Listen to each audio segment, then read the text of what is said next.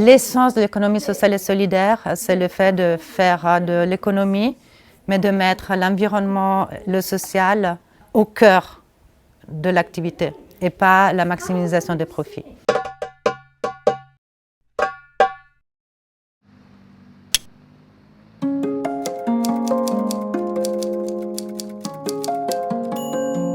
Ça me motive tellement de savoir que des artisans, des petits producteurs peuvent vivre mieux avec notre action.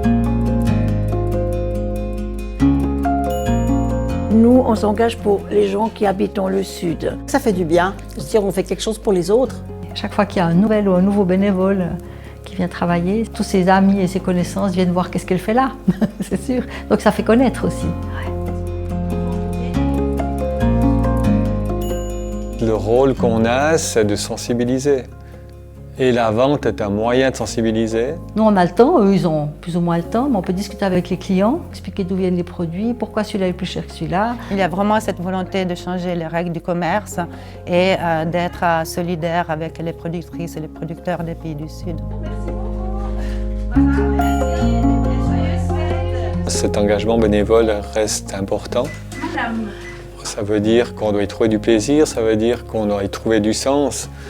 Alors que dans un métier où on est payé, on peut le faire juste pour gagner de l'argent sans rien d'autre.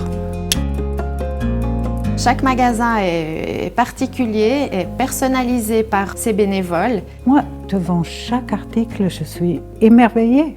C'est un savoir-faire qui est extraordinaire.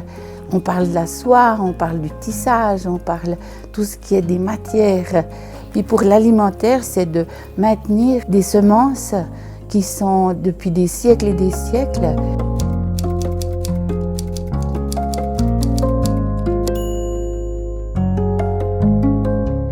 On trouve un peu tout. Faut venir.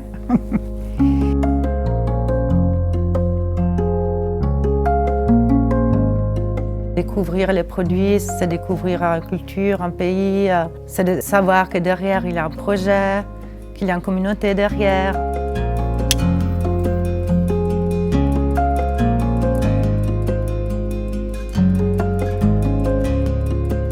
La prime liée au commerce équitable est très importante. Elle permet justement d'investir dans les infrastructures.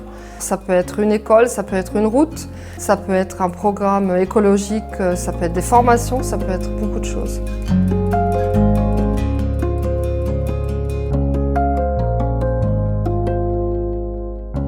La plupart des projets du commerce équitable pratiquent l'agroforesterie, donc ne défrichent pas les terres.